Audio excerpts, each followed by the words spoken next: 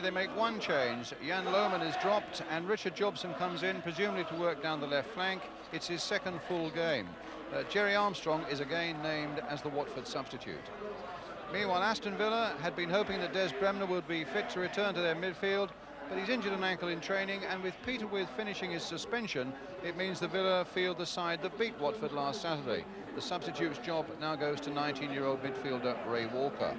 The referee is Michael James of Horsham, and in the crowd today, the Juventus assistant manager Romolo Bisotto. It's the 8th time they've spied on Villa since Christmas, leading up to Wednesday's European Cup tie against the Italian champions. And indeed, the Villa manager Tony Barton returns that compliment because he flies to Turin tomorrow to watch Juventus. So Aston Villa get us underway, attacking the goal to our left in the dark shirts. They arrive here in 6th place. Watford in 3rd. The going will be really heavy after a night of very heavy rain. Here's Tony Morley, scorer of 2 of the goals in that cup tie last week. Mortimer beaten by Callaghan. He's got Blissett on one side and Barnes going through the middle. And still, here's Richard. And he just kept it in. Only conveniently for Gary Williams to make the little clearance now for Andy Blair. With 2 games played this season against Watford and scorer of 7 goals, 4 in the cup tie, 3 at Villa Park in the league. And a corner there given away by Colin Gibson. Wasn't much that Nigel Spink could do about it. John Barnes will take the corner. Steve Sims has come forward into the Villa 6-yard area. Callaghan at the back post. Blissett is in there too. Barnes then with the Watford corner floated in towards Blissett, who in fact got the head to it before the punch of Spink the keeper. Sims battling away with Evans. Taylor turning it in again for Watford, and just for the moment Villa a little bit under the whip.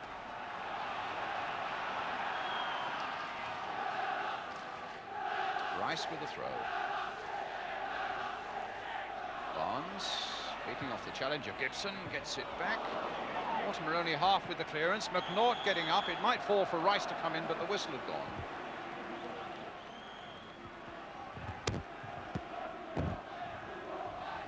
Now, but both sides would have learned a lot from each other from last Saturday's cup tie, and no doubt that's been put into fairly good practice in the past week.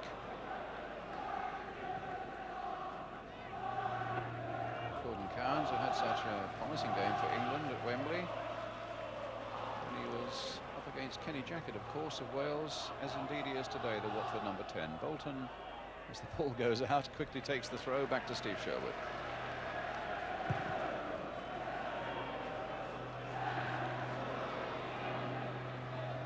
Finds himself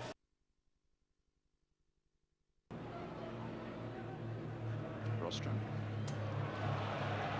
Little ground skills there. Jackett. Oh, and it might come for Blissett.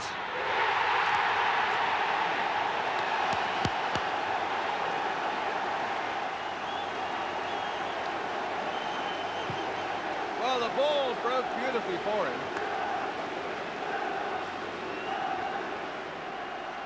It's hammered in here by Kenny Jackett, and the break comes nicely for Blissett as he hammers it past Nigel Spink to put Watford in the lead. Well, there's been criticism of the finishing ability of Luther Blissett, but his record is exceptional. 18 goals now in this his 34th game of the season. And that's a striking record that great strikers throughout the world, the sort of ratio they'd be more than happy to achieve. Swift, direct football again by Watford, but Evans having no trouble getting that one away. Finds Mortimer, on for Andy Blair. Walters, and Mortimer continuing the run for Aston Villa. Has he got the legs? Has he got the shot? Okay.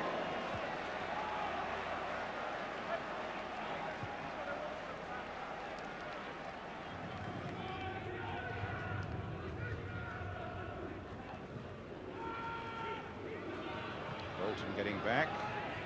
Sherwood coming out, Walters getting in, and the most remarkable goal. Well, a look of disgust there between defender and goalkeeper as they came rushing towards each other, and it looked like a lost cause for young Mark Walters.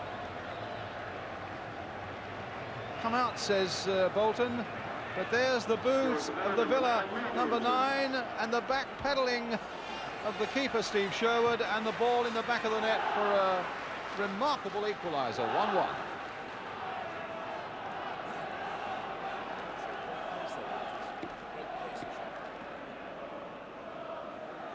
So Walters showing that it wasn't a lost cause as far as he was concerned, and also showing a really good turn of pace to embarrass those two Watford defenders.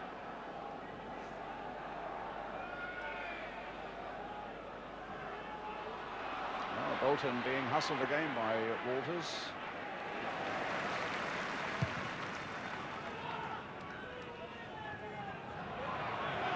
Jobson doing some good work for Watford here, and he might go all the way, and the save, and Callaghan almost turned it in, and Cowans did a marvellous saving job for Aston Villa. I wonder he's getting a pack from his goalkeeper Nigel Spink, but Jobson went a long, long way.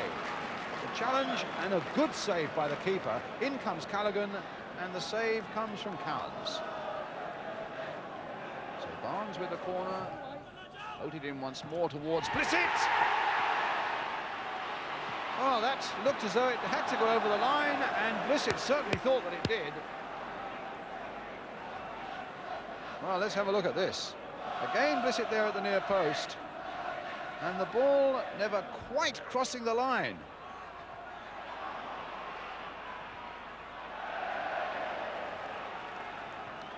But another corner for Watford.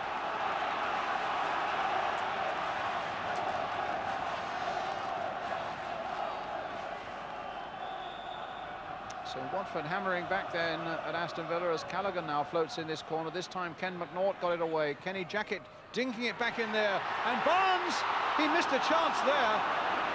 And it just didn't fall for Rostron either.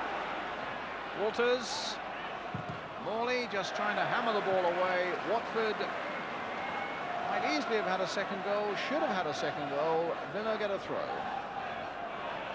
comes to John Barnes there, and he just miscues, and it just falls the wrong side of Rostron.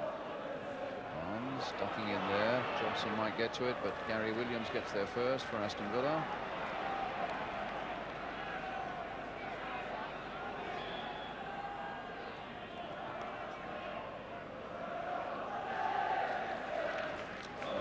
Feet again, and okay, there'll be a quiver going through every Villa fan every time they see their team go down with that Juventus Cup tie coming up on Wednesday. And they badly want a full-strength side, and of course with Peter With back in the action again, having completed his suspension. Rostron getting in. McNaught, it comes for Barnes, it might come for Jobson, and it's gone wide. In many ways, this is a repetition of last Saturday afternoon at Villa Park, when the chances seemed to be falling Watford's way, and they just couldn't turn them into goals. Barnes going across the goal there, Jobson getting up, driving it just wide of the far post.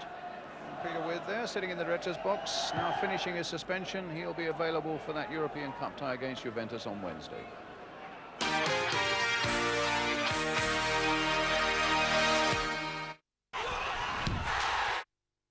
Was under attack from a very nasty cold. It started with a battalion of runny noses. Later came a headachy army, and on the left flank, regiments of chesty coughs and sore throats. Then came the turning point. Instead of paracetamol, Brian had taken Beecham's All-in-One. With 3 times more active ingredients, it fights more symptoms. And it wasn't long before Brian was winning. Fight back with Beecham's All-in-One. This Mother's Day at Morrison's. Cadbury's Roses, only $1.99. Mum's Award. Morrison's, savings for you. 0800 840 3800. This is the only number you're going to need to change your career and change your life. So pick up the phone. Do it now and become a driving instructor with Red. You don't need experience, just the drive to do something new and become your own boss. Then you'll have freedom to choose your own working hours and earn up to £30,000 a year. So don't hang around. Call this number now. These guys did, and they never looked back. I was able to fit the instructor training around my previous job. Now I fit my career around my family life. It's totally flexible. And like all our instructors, once you qualify, you can be part of one of the fastest growing driving schools in the UK. Over 1 million people take driving lessons every year, and you could be teaching them. So give Red a call on 0800 840 3800. That's 0800 840 3800. If you've got a licence, we've got the keys to your new career. Wine, coffee, beetroot. Help get rid of stains like these with Miracle Dry Foam. Brought to you by JML. In this kit, you'll get the specially designed applicator and concentrated dry foam shampoo. It works by dissolving dirt and stains into the foam, lifting them out to dry and simply vacuum away. Miracle Dry Foam could help make all your carpets and upholstery look spotless without the soaking of conventional cleaning. Get your Miracle Dry Foam for only £9.99 at Woolworths Focus, Debenhams in-store and Wilkinson. I was installing a fire alarm system, but I was actually given the wrong type of ladder. My left hand was crushed and I dislocated my right shoulder. I called the National Accident Helpline and their solicitors got me £7,500 and I didn't even have to go to court. If you've had an accident in the last 3 years at work or on the road, find out free if you can make a no-win, no-fee claim. Call the National Accident Helpline now on 0800 556 557. This is not just No More Nails. This is No More Nails Ultra. No More Nails Ultra, the ultra-strong instant grab adhesive. Loctite superglue is so strong that it can glue me to the ceiling. So fast, so strong. Loctite, now even stronger. This is not just No More Nails. This is No More Nails on a roll. No More Nails on a roll, the easy instant grab tape.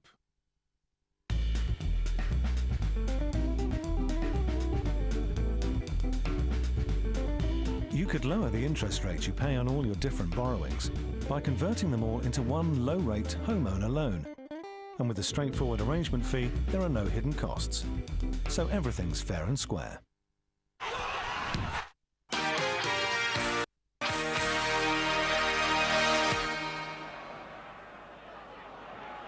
Blair beaten by Rostron's challenge. So too was Shaw, but Evans was in and finds Morley. Now, as he the trickery to beat Steve Sims. He's left himself a lot to do, and Waters with the header across that Watford 6-yard line. And suddenly, after being under constant threat, Villa very nearly produced a good chance for themselves. Williams. Well, he was looking up and deciding who he would play it to, and Jobson got the better of him and just kept the ball in play, in fact. Callaghan on the turn, just wide. Touch and go whether the ball was out when Richard Jobson here played it in. And let's have a look. Just kept it in, the whole of the ball didn't cross the line, he did well. And Callaghan then turned and played it wide.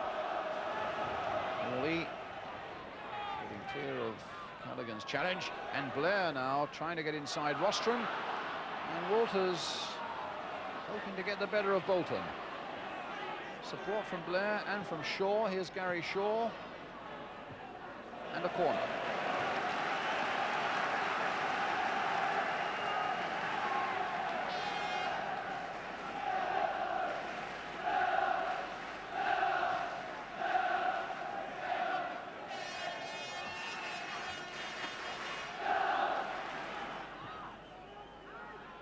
Bolton's header. Cowans playing it again for Morley. And Tony Morley, the little chip in, and the header by Evans, and he missed kick when a goal looked a formality. Well, proving that Watford are not the only team to miss chances. It was a lovely cross in by Tony Morley, having tricked Les Taylor, curling in invitingly, up goes Evans, hits it powerfully, And that was the embarrassment. Well, he can smile, but not really. That should have been the winner. The last 5 minutes. And it's been a slog for the whole of the afternoon. A few tired legs and a few tired minds. And even at this late stage, you could get a mistake that proves to be absolutely critical. Free kick to Watford. Wilf Rostron with it. And 2, 4, 6, 7 Watford men forward in and around that Aston Villa penalty area. Rostron then with the free kick. Filtered towards Blissett. Against the crossbar. And a goal kick. Rostron's free kick. And Blissett again, the first to rise. Spink beaten all ends up. But off the crossbar.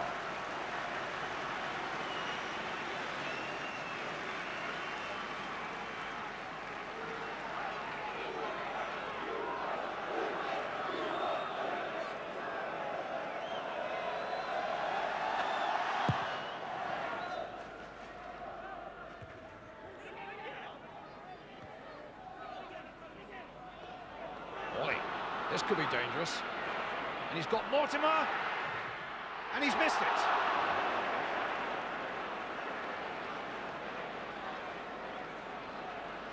Well, they've been hard-pressed to keep Watford out for most of the afternoon, and now suddenly the chance made for Morley, by Morley for Mortimer. And that was an opening. And certainly in the last 5 minutes, with a missed kick by Allan Evans and that chance from Dennis Mortimer, Villa could easily have won this game. Jobson, that's it. Got Barnes in the middle. Well stopped though by Evans. Now Jobson. And pushed away well by Spink. But a corner, and there's going to be precious little time to take it.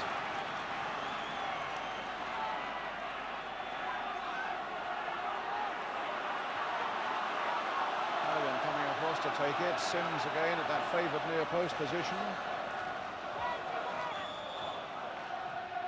Corner coming in, and just wide. And it was Wilf Rostron, who I think pulled a muscle or seems to have damaged himself in the last minute or so, and as you can see from that picture, looks to be in a certain amount of pain, flung himself at that ball and skidded away wide, and Villa get another goal kick. Could well be the last one of the match.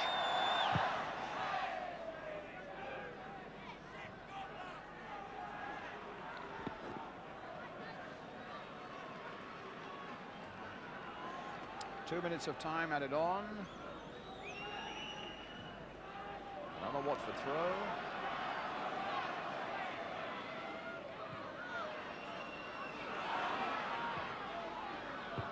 Villa again got it away, but only as far as Rostron. Another shot. It's driving. Oh, and a goal! The very last kick of the game. Submerged there by his teammates. Wilf Rostron. Only his third goal of the season, and he looked as though he was injured just before, and he might have scored just before, and he certainly made up for it then. Past Nigel Spink, and now Watford have won a game they've threatened to win for most of the afternoon, and relief on the bench. It's over now, and Watford have beaten Aston Villa at last, with that last gasp goal from Wilf Rostron after Luther Blissett had put them ahead in the first half, and then Mark Walters had scored that free equaliser for Aston Villa. Dramatic climax, and a final score here at Vicarage Road. It's Watford 2, Aston Villa 1. Well, what drama at the finish there with that goal by Wilf Rostron coming 2 minutes into injury time. And indeed, the referee, Mike James, played 5 minutes of injury time, and he told me, I added someone for time wasting. I warned the Villa goalkeeper about it in the first half. I wanted the crowd to have full value for money, a full 45 minutes. Well, Villa may not be at all happy about it, I suppose, but certainly full marks to the referee. So that win puts Watford into second place in the table, though look at that gap now, 14 points behind Liverpool. But Watford definitely on course for a place in Europe next season. And 5 years ago, remember,